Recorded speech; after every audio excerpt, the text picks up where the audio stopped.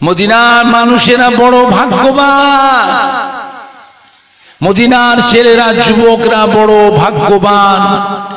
এরা আমাদের নবীকে পেয়ে খুশিতে আনন্দে চাঁদ যেন হাতে পেয়ে গেল। জোরে বলবেন না, আর জোরে বলা যাবে না। জান প্রাণ দিয়ে তারা আমার নবীর সেবা যত্ন, খাই খেদমত, আদর যত্ন করেছিলেন। জনমের মতন শখ সাদ মিটিয়ে নিয়েছিলেন। জোরে বলবেন না। কিয়ামত পর্যন্ত এই খেদমত করবার সুযোগ আর কেউ পাবে না। নবীকে যারা ভালোবেসেছিলেন, নবীকে যারা মোহাব্বত করেছিলেন, তাদের দেখে শিক্ষা দেন। নামাজ পড়েন, রোজা করেন, তাসবিহ পড়েন, জিকির করেন, আমল করেন, বেশি করেন, কম করেন, যাই করে নবীকে মেনে করা লাগবে। কথাটা ঠিক না ভুল? আখিরি জামানা এটা। ওয়াজ শুনবার অভাব নেই। হাজার হাজার মাদ্রাসা হয়ে গেছে, লক্ষ লক্ষ আলেম, মাওলানা, হাফেজ, কারি, ইমাম, বক্তা তৈরি হয়ে বাজার মাই ছড়িয়ে হাজার হাজার মসজিদের ইমাম, তারাও দেখবেন জুম্মায় কিছুক্ষণ করে ওয়াজ করে না করে। আবার প্রায় বাড়ি বাড়িতে ক্যাসেট ঢোকায়, audio video, VCR, CD, laptop, মোবাইলের যুগ। বিশ্বের যত বড় বড় বক্তা আছে তাদের ওয়াজগুলোকে মোবাইলের নেটে ইউটিউবে ছেড়ে দিয়েছে, তাও দেখছেন না হাজার হাজার মানুষ শোনে না শোনে নে। শুনলে কি হবে? মানুষ যেন আস্তে আস্তে কিরকম হয়ে যাচ্ছে। আখিরি জামানা এটা। এই দুনিয়াতে একদিন দাজ্জাল আসবে না আসবে না? একটু হা না কিছু বলো।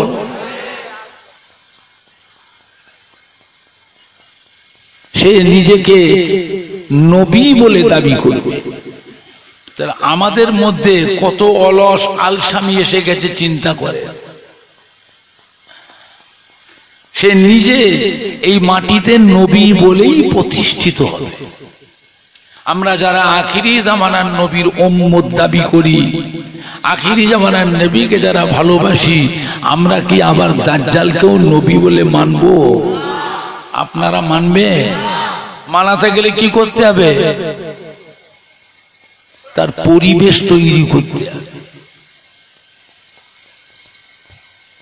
কেমন করে?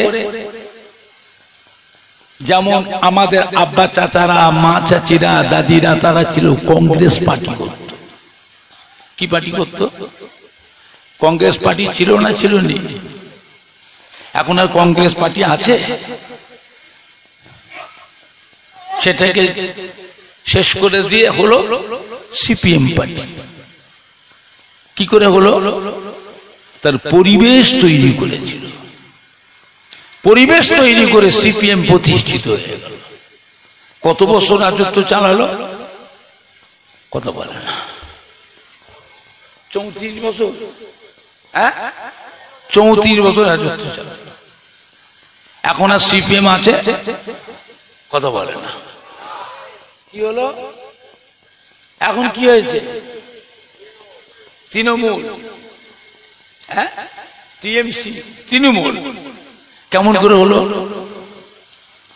তার পরিবেশ তৈরি করেছিল। কথা বুঝছেন না? কথা বোঝেন না? এরপরে আবার একটা পার্টি আসবে, তারও পরিবেশ তৈরি হচ্ছে না হয়নি? কথা বলে না? একেবারে কোমরে গামছা বেঁধে আদা পানি খেয়ে লেগেছিল এবছর পশ্চিম বাংলা দখল করবে। যদি দখল করতো বাবা,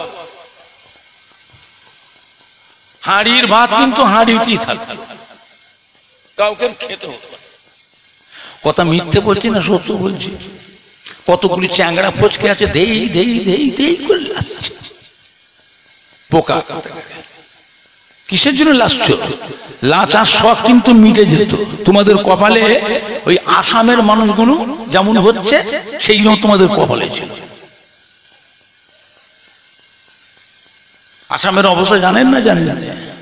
কাগজ পড়েন, মোবাইলে দেখেন না, নেটে ফেসবুকে দেখেন না কি হচ্ছে? কাশ্মীরে কি হলো, গুজরাটে কি হলো, উত্তরপ্রদেশে কি হচ্ছে? তোমাদের ওইরকম খারাপ লাগছে। তো বললাম ভাতের হাঁড়ির ভাত হাঁড়িতে থাকতো, কাউকে খেতে হতো না। এই চ্যাংড়া ফটকে গুলো এরা কতগুলি আছে, ধেই গুলো লাস্ট। আমি চিন্তা করি তোরা লাস্টিস কেন? কি বুঝিস?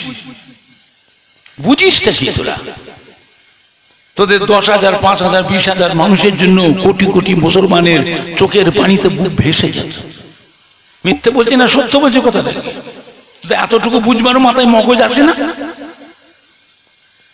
একজন ফচকে হুজুরের কথা শুনে ধেই করে লাচলি, ফচকে হুজুরের কথা শুনে ধেই করে লেচেছ। আর যদি দাদা পীর কিবলা যদি বেঁচে থাকতে, আজ 5 হুজুর কিবলা যদি বেঁচে থাকতে, কোনদিন ওই পীর ছেলে ভাইজানকে কেউ মেনে নিতে পারত? একটু হ্যাঁ না কিছু বলো, মেনে নিতে পারত? তো তোরা কেন মেনে নিলি?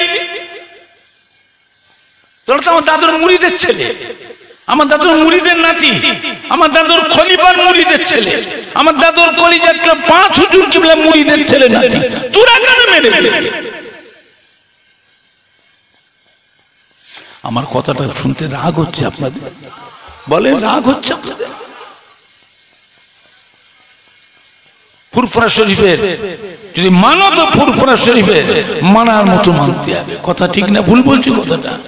দাদা পীর কিবলাকে মানো, দাদা পীর কলিজাট্টুর 5 হুজুর কিবলাকে মানো, দাদা পীর খলিফাদের মানো। আওলাদ হলেও দাদা পীরের মহব্বতের বাইরে যদি যায় আমরা তাকে মানব না, আমরা দাদা পীর কিবলাকে ছাড়বো না। কথা ঠিক না ভুল বলছি? 5 হুজুর কিবলাকে আমরা ছাড়বো না, দাদা পীরের আওলাদ ছেড়ে দেবো, দাদা পীরের খলিফা জগরে আমরা ছাড়বো না। কথা ঠিক না ভুল বলছি? খবরদার, পীরের আওলাদ হলেও দাদা পীরের মহব্বতের বাইরে গিয়ে যায়, বুঝতে পারে পেছন থেকে সরে যা, সরে যা, ওকে ছেড়ে দিয়ে সরে যা। বাঁচতে যদি চাস, যদি বাঁচতে যদি চাও, শান্তির সঙ্গে যদি বসবাস করতে চাও, ওদের ছেড়ে সরে যা। বুঝলেন? আর দাদা পীর কেবল যে বেঁচে যদি থাকতেন, 5 হুজুর যদি বেঁচে থাকতেন, কোনদিন ওই আওলাদটাকে ভাইজানটাকে মেনে নিতেন? কথা বলছেন না? মেনে নিতেন? তাহলে তুমি কেন মেনে নিলে? ধেই করে লাচলে। আল্লাহ না করুক, এ মাটি আল্লাহর ওলিদের মাটি, আউলিয়া কেরামদের মাটি। এই মাটিতে জানা অজানা হাজার হাজার আল্লাহর ওলিয়ে কামিল আউলিয়া কেরামদের খেদমত মেহনত এই মাটিটাতে আছে না নাই? কথা বলে না?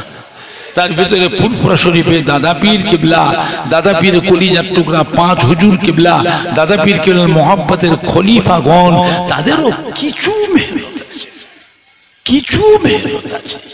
কিছু হলেও আপনি বলতে পারেন আজও ফুরফুরা শরীফে দাদা পীর কিবলার মুখের দিকে আজও কোটি কোটি মানুষ চেয়ে আছে না নাই? একটু হ্যাঁ না কিছু বলো।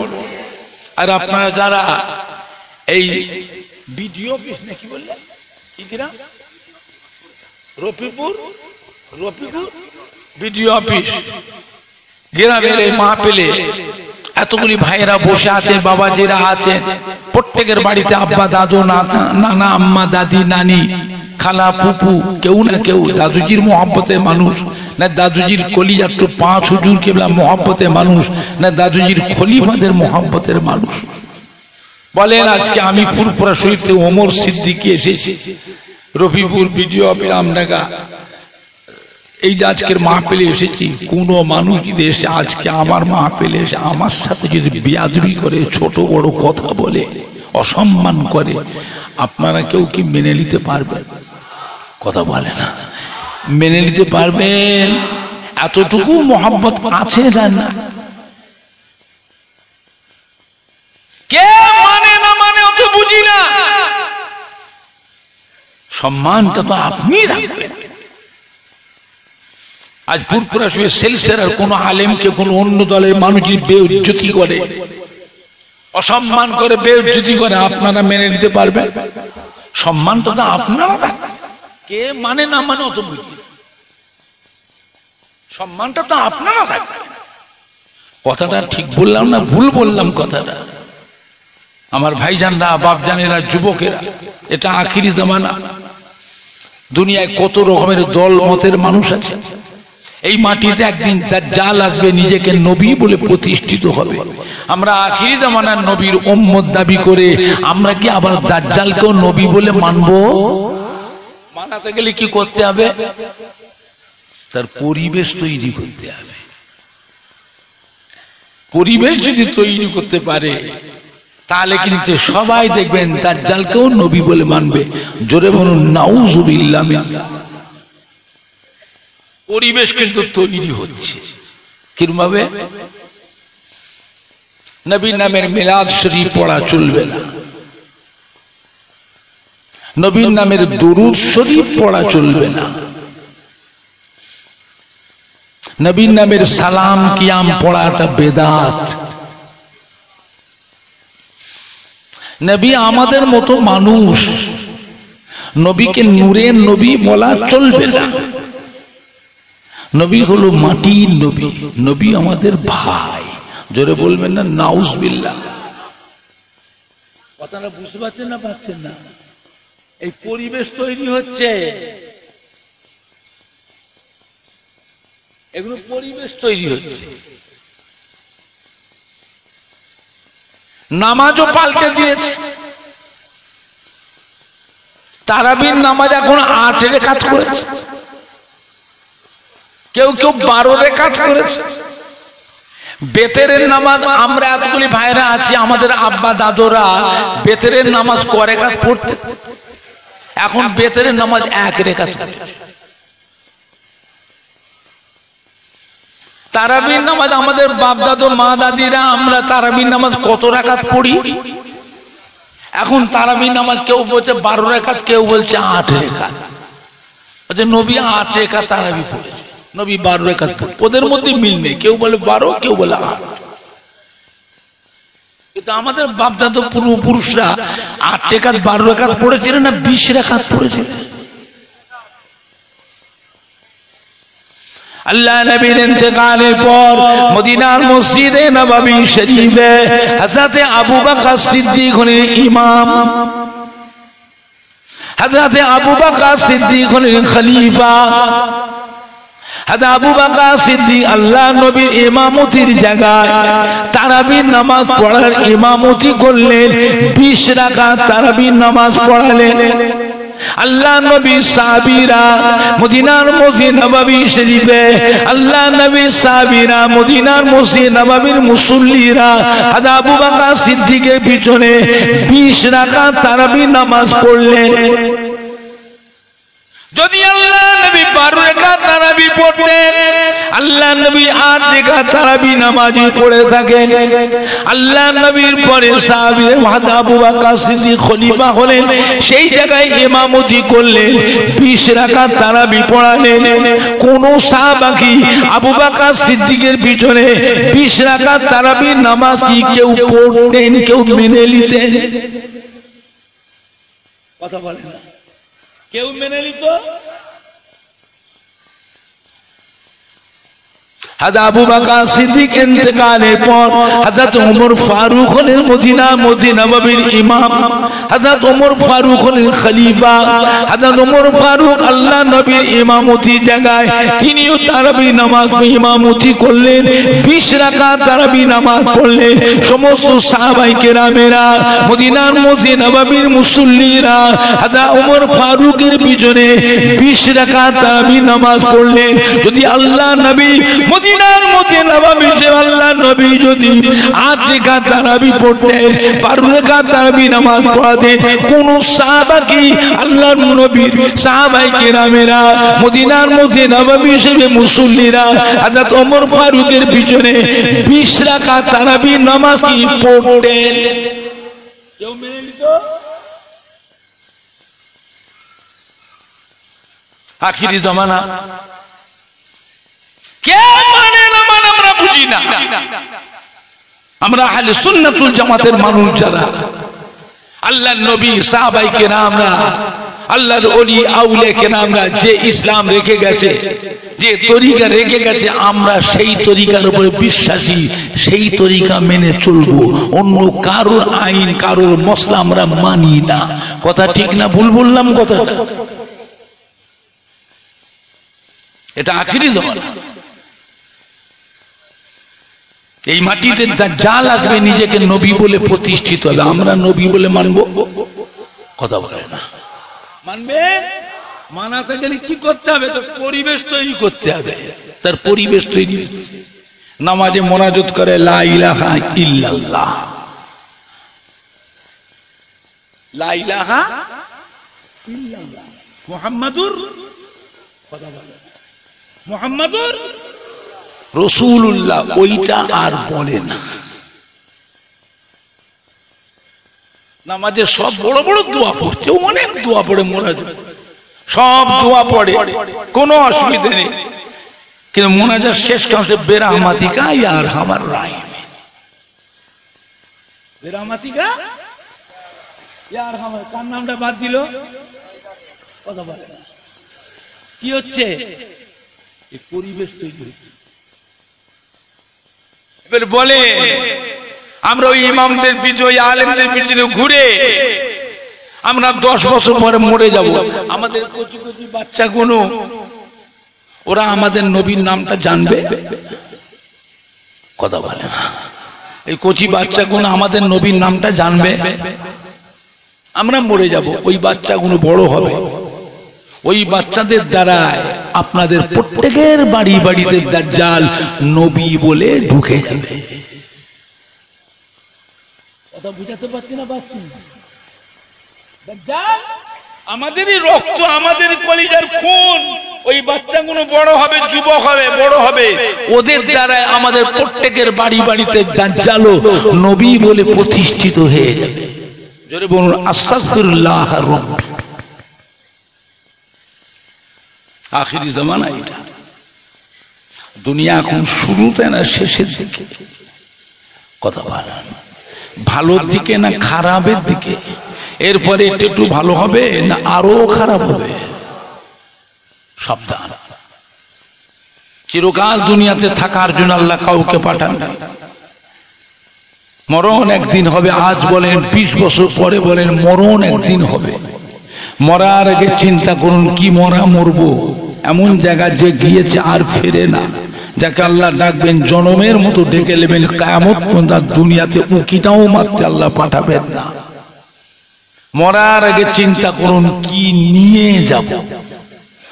আমাদের সাথে যাবে কি? যাবে আমাদের ঈমান। জোরে বলুন ইনশাআল্লাহ। আর আমাদের সাথে যাবে আমাদের নেক আমাল। জোরে বলুন আল্লাহুম্মা আমিন। আল্লাহ আপনাকে আমাকে ঈমান আমাল উপর কায়েম রাখুন। ঈমান আমালের সঙ্গে আল্লাহ মরণ নসিব করুন। আল্লাহ আমাদেরকে খাতিমা বিল খায়র নসিব করুন। আল্লাহ আমাদের সকলকে আখিরাতে নাজাত দেন। জোরে বলুন আল্লাহুম্মা আমিন। বুঝলে আমার ভাইজানরা, বাপ জানেন, ওয়াজ শুনবার অভাব, কতবার শুনলে কি হবে? মানুষ যেন আস্তে আস্তে কিরকম হয়ে যাচ্ছে। মানুষ আস্তে আস্তে কিরকম হয়ে যাচ্ছে। এত বালা মুসিবত গজব আল্লাহ পাক দিচ্ছে। এই করোনা ভাইরাস করে করে লক্ষ লক্ষ মানুষ মরেছে না মরেনি? তারপরেও কি মানুষের মধ্যে পরিবর্তন এসেছে? ওয়াজ শোনার অভাব। শুনলে কি হবে? নামাজের সময় একটু মসজিদে গিয়ে দেখে আসবে, সে এক কাতার। কোন মসজিদে পৌনে এক কাতার, কোন মসজিদে আবার আধ কাতার। আর ফজরের নামাজে তো 2-3 মিথ্যে বলছি না সত্য বলছি? ফজরের নামাজে 2-3 4 কোন কোন মসজিদে খালি ইমাম একা, ইমাম আর মুয়াজ্জিন। জুমার দিনটা আসলে মসজিদ একটু ভর্তি হয়, মাশাআল্লাহ, দেখলে মনটা খুশি হয়। অনেক মুসল্লি, ছেলে, যুবক, মুরব্বী, আধ বয়সী, মসজিদ ভর্তি মুসল্লি, দেখলে মনটা খুশি হয় যে অনেক মুসল্লি। আমি লক্ষ্য করেছি শহরে, টাউনে বড় বড় মসজিদ, দুতলা তিনতলা মসজিদ, একেবারে উপর থেকে নিচে পর্যন্ত ফুল প্যাকটা। একটা মুসল্লি জায়গা আবার মসজিদে থাকে না, এরপরেও বহু মুসল্লি এসে রাস্তায় ধুলোতে দাঁড়িয়ে থাকে। এদের আর মসজিদে জায়গা নেই। এরা লক্ষ্য রাখে ইমামকে। ইমাম যখন ইমামতির প্রস্তুতি নেয়, এরা তখন পড়ে যায় ফাপড়ে, এই কোথা নামাজ পড়বি রে, মসজিদে তো জায়গা নেই, কোথায় পড়বি, এই ধুলোই পড়বো। তাড়াতাড়ি ছোট বাড়ি থেকে সব নিয়ে যাই নামাজ নিয়ে আয়। মানুষ ছুটে ছুটে বাড়ি থেকে যাই নামাজ নিয়েছে, মানুষ ধুলোর উপরেও যাই নামাজটা বিছিয়ে মানুষ জুম্মার নামাজটা আদায় করে না করে না, একটু হা না কিছু বলে। এইবারে লক্ষ্য করুন ইমামকে।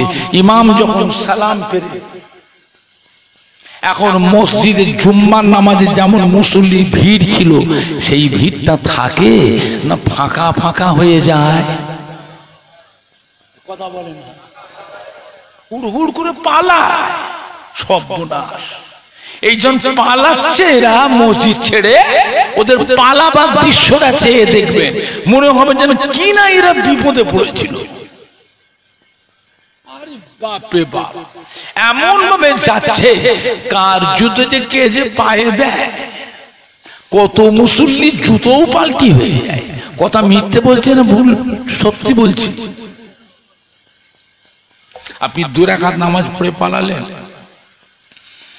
নামাজ তো আমরা পড়ি না, সপ্তাহে একদিন পড়ি জুমার নামাজটা, তাও 5 ওয়াক্ত নেই, 1 ওয়াক্তকারী জুমাটা আপনি 2 রাকাত পড়ে পালালেন। এরা দখলুল মসজিদ পড়ে না, এরা তাহিয়াতুল উজুর নামাজটাও পড়ে না, এরা কাবলাল জুমা নামাজটা পড়ে না, এরা বাদাল জুমা নামাজটাও পড়ে না, এরা নবীর সুন্নত নামাজটাও পড়ে না, এরা নফল নামাজটাও পড়ে না।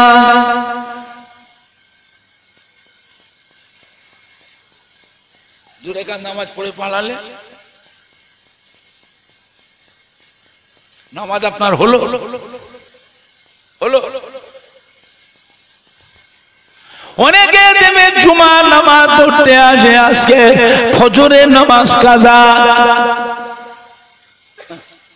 ফজরের নামাজ কাজা করে জুমা পড়তে এসেছেন। জুম্মার নামাজটা কি আপনার হবে? হবে? কথা বলে না হবে?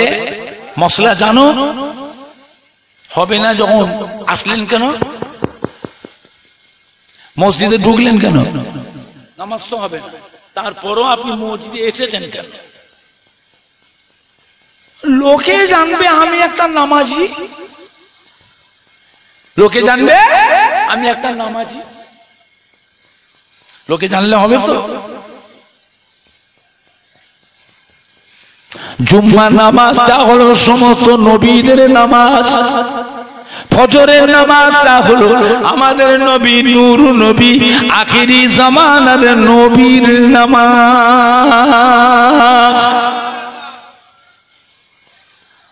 সব নবীটা আদায় করলে, আর আমরা যে নবীর উম্মত, সেই নবীর নামাজটা বাদ দিয়ে চলে গেলাম।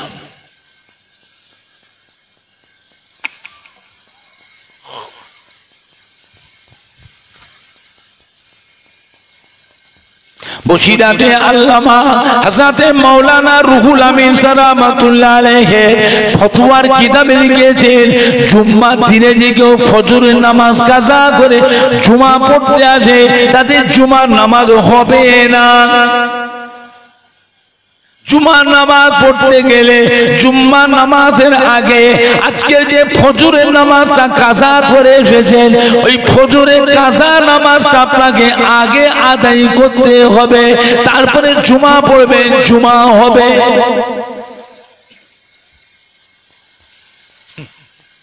সব নবীরটা আদায় করলাম, আর নিজের নবীরটা জুমা পড়বেন? বলে হুজুর জুমা তো পড়বো। জুমা পড়তে গেলে কিন্তু আপনাকে আজকের ফজরের কাজা নামাজটা জুম্মার আগে আদায় করতে হবে। কথাটা মনে থাকবে? আপনাদের রাগ হচ্ছে নাকি? তাহলে বলবুনি, তাহলে খারাপ লাগছে আপনাদের, যা মন যে করু মুরুখকে নাকি বলবো? ভুল মানুষের হয় না, হয়নি, জেনে না অজেনে তার সংশোধন আছে না নাই, দুনিয়ায় না কবরে। ভুল মানুষের হয় না, হয়নি, মাফ করবার মালিক কে? দুনিয়ায় না কবরে? ফিরে এসো, সংশোধন হয়, নিয়ম পাল্টা। হুজুর লজ্জা লাগে, অত মুসল্লির মাঝে আমি কি করে ফজরে কাজা নামাজটা কি করে পড়ি, লোকেই বা কি ভাববে, কি মনে করবে? মনে করা করে কি আছে?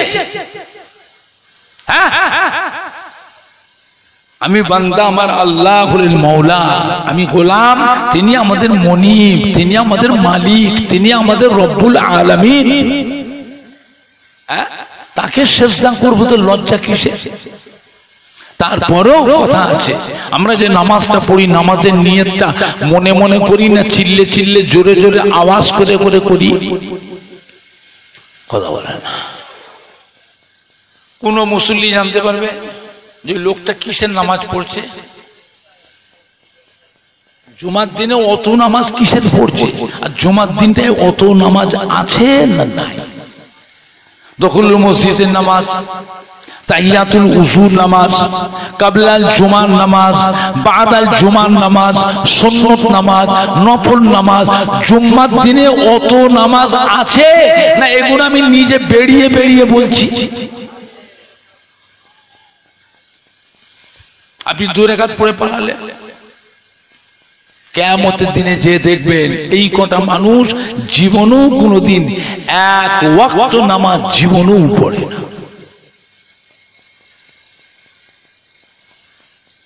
জুমা পড়তে এসেছে, ফজরের নামাজ কাদা, জুমা পড়েছে, সালাম ফিরে মোনাজাত করে ঘর চলে গেছে, আখিরি জোহরের নামাজ বাদ দিয়ে চলে গেছে।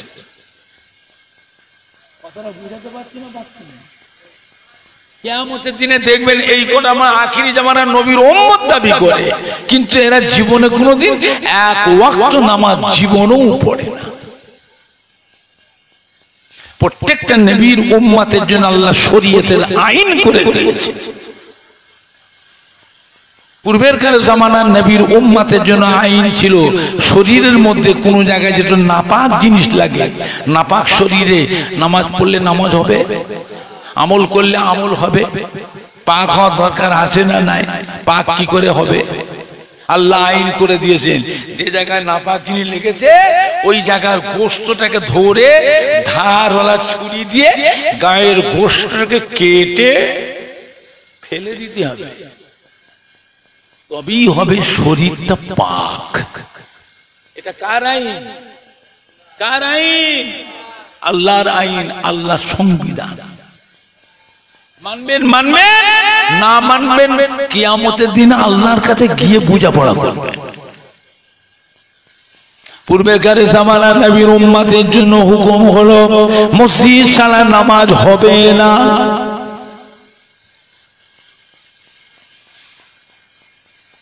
মসজিদে বারাসাতে হয়, মসজিদে গোমা খাবড়ায় হয়, মসজিদে রাজারহাটে হয়। মসজিদে গিয়ে নামাজ পড়ে তবে নামাজ হবে। আখিরি জামানার নবীর উম্মতের জন্য আল্লাহ শরীয়ত আইন করে, হাবিব গো আমি আল্লাহ পাক আপনাকে ভালোবাসি, আমি আল্লাহ পাক আপনাকে মোহাব্বত করি, আপনার উম্মত উম্মতির জন্য শরীয়তের আইন করে দিলাম। শরীরের মধ্যে কোনো জায়গায় একটু নাপাক জিনিস যদি লাগে, ওই শরীরটা পাক করতে গেলে ওই জায়গাটাকে 3 বার পানি দিয়ে বিসমিল্লাহ বলে ধুয়ে নিলে পাক হয়ে যায়। আমার হাবিব আপনার খাতির, আপনার সম্মানে, আপনার উম্মত উম্মতির জন্য সারা পৃথিবীটাকে মসজিদের পরিণত করে দিলাম।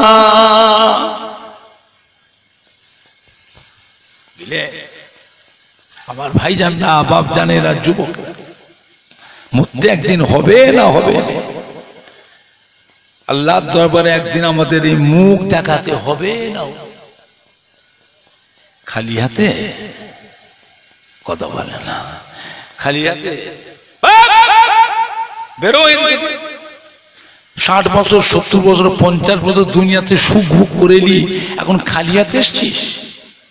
বেরো, দূর হয়ে যা। আর যদি কিছুও থাকে, যদি কিছুও থাকে, আল্লাহর দরবারে কাঁদার সুযোগটাও পাওয়া যাবে না, যাবে না। আল্লাহ আমরা পারিনি, আমরা দুনিয়াদার মানুষ, চাষি ভুষি মানুষ, সংসারী মানুষ। আল্লাহ আমার পাপী বান্দা, পারিনি। আল্লাহ এইটুকু করেছি। আল্লাহ যদি দয়া করে কবুল করে তবেই নাজাত পাবো। দয়া যদি না করে আমাদের কপালে জাহান্নাম। আল্লাহ গো, আমাদের এই শরীরে আপনার জাহান্নামের আযাব আমি সহ্য করতে পারবো না। আল্লাহ আপনার দয়া ছাড়া, আপনার রহমত ছাড়া আমাদের বাঁচার কোনো রাস্তা নাই। বান্দা যখন আল্লাহ তবে কেঁদে পড়ে, নাকটা কপালটা টেকে সিজদা করে, দুটো হাত তুলে চোখের পানি ফেলে কেঁদে কেঁদে ক্ষমা চায়, কেঁদে কেঁদে মাপ চায়, আল্লাহ রাব্বুল আলামিন বান্দা বান্দির জীবনের পাহাড় পাহাড় গুনাহগুলিকে মাফ করে দেয়। বান্দার উপর আল্লাহর মায়া আছে না না? দয়া আছে না না? ছেলে অন্যায় করলে মা মারে না, মারে না? কথা বলে না। মা বকে না, বকে না? ছেলে যখন কেঁদে পড়ে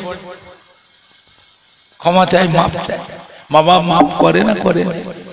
আল্লাহ সৃষ্টি হয়ে সৃষ্টির কাছে অন্যায় করে ক্ষমা চাইলে দয়া করে মাফ।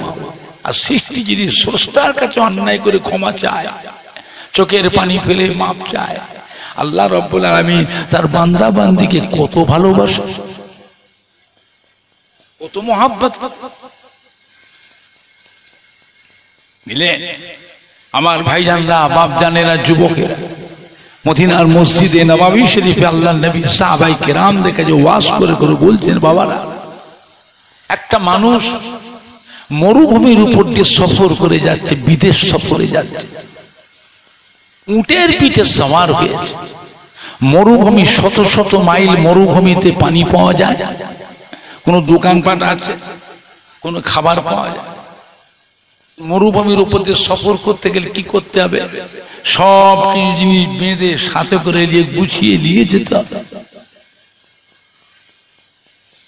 পানিটাও আপনাকে বেঁধে নিয়ে যেতে হবে। উট আল্লাহর এমন একটা মখলুক, ওকে যদি 1 মাস পানি যদি খেতে নাও দেন, উটের কোনো কষ্ট হবে? কথা বলে না। উটের পেটের ভিতরে এমন একটা হাউস আছে, ওর ভিতরেও পানি রিজার্ভ করে নেয়। উট হলো মরুভূমির জাহাজ, উট হলো মরুভূমির জাহাজ। আমি আপনি পানির পিপাসা যদি লাগে, একদিন পানি না খেয়ে থাকতে পারবো? কথা বলে না। সব কিছু বেঁধে নিয়ে যাচ্ছে মরুভূমির উপর। কয়েকদিন রাস্তা যাওয়ার পরে মরুভূমিতে একটা গাছ দেখতে পেয়ে দাঁড়িয়ে গেছে। গাছের ছায়াতে নেবে ক্লান্ত শরীর, উটের দড়িটাকে নিয়ে যে এক জায়গায় বেঁধেছে, আর নিজে ওই গাছের ছায়া এক জায়গায় চাদর বেডশিট বিছিয়ে একটু আরাম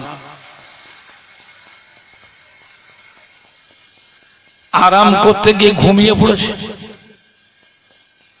ঘুমটা ভাঙার পরে দেখছে উটটা পালিয়ে গেছে। দড়ি ছিঁড়ে হোক আর দড়ি খুলে হোক, উটটা পালিয়ে গেছে।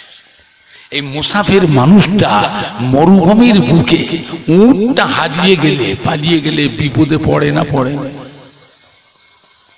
কেমন বিপদে পড়ে? এই বিপদের কোন হিসাব আছে? ওর মরা ছাড়া রাস্তা আছে? ও চতুর্দিকে ছুটাছুটি করছে, চতুর্দিকে ছুটোছুটি করছে, আমার উঁট হারিয়ে গেছে, আর উঁটে পানি পর্যন্ত বাঁধা। এমন সময় কোন একটা মানুষ যদি ওই হারানো উঁটটাকে খুঁজে দিয়েছে, ওই মানুষটা মুসাফির মানুষটার কাছে বলে, বাবা এই উঁটটা কি আপনার?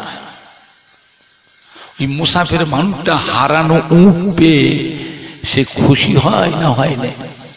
কথা বলে না, কেমন খুশি হয়? সাহাবীরা বললেন, হুজুর এর থেকে বড় খুশি তো আর কিছু নাই। আল্লাহ নেই বলে বাবার, আল্লাহ পাকের একটা বান্দা আল্লাহ ভুলা হয়ে যায়, দুনিয়ার মুখে পড়ে, নফসের প্রেমে পড়ে আল্লাহ ভুলা হয়ে যায়।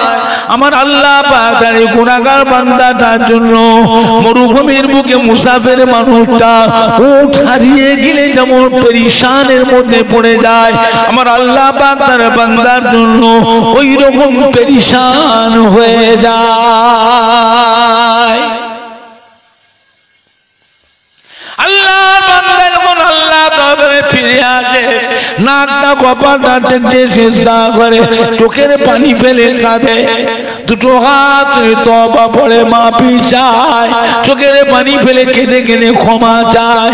আমার আল্লাহ নবী ফরমাতে, বাবারা উট হারানো ব্যক্তি হারানো উটটাকে পেয়ে জানা খুশি হয়। আল্লাহ রাব্বুল আলামিন তার গুনাহগার বান্দাটা যখন আল্লাহ বলে ফিরে আসে, আল্লাহ বলে কেঁদে পড়ে, আমার আল্লাহ পাক ওই বান্দা গুনাহগার বান্দার উপরে লক্ষ লক্ষ গুণ বেশি খুশি হয়ে যায়।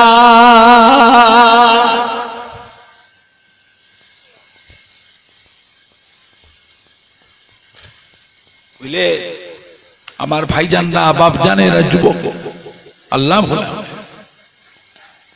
বান্দা ত্রুটি বিচ্ছেদে অন্যায় অপরাধে আল্লাহ রাগ করেছেন, বকেছেন, আযাব গজবের ভয় দেখিয়েছেন, পরক্ষণে আল্লাহ পাক ওই বান্দাটাকে আবার তিনি তার রহমতের বেহেশতের দরওয়াজা খুলে দিয়ে বান্দাটাকে আবার ডেকেছেন। জোরে বলবেন না? এই কোথায় যাবি? ফিরে আয় আমার কাছে, আমার কাছে ফিরে আয়, এই দেখ আমার কাছে আয়, আমি আল্লাহ তোর জীবনে গুনাহকে মাফ করে দেব। আল্লাহ ছাড়া কেউ মাফ করতে পারবে? কথা বলেন না, আল্লাহ ছাড়া কেউ মাফ করতে পারবে? বান্দা যখন আল্লাহ তবে কেঁদে পড়ে, নাকটা কপালটা টেকিয়ে সিজদা করে, চোখের পানি পেয়ে কেঁদে কেঁদে মোনাজাত করে, আমার আল্লাহ রাব্বুল আলামিন তার রহমতের ফেরেশতাদের ডেকে বলতে থাকে, ও আমার ফেরেশতারা, দেখো দেখো আমার বান্দারা কিভাবে আমার কাছে ক্ষমা চায়, কিভাবে তওবা করে মাফি চায়, কিভাবে আমি আল্লাহ আমার কাছে সিজদা করে। আমার বান্দা বান্দি জানে আমি আল্লাহ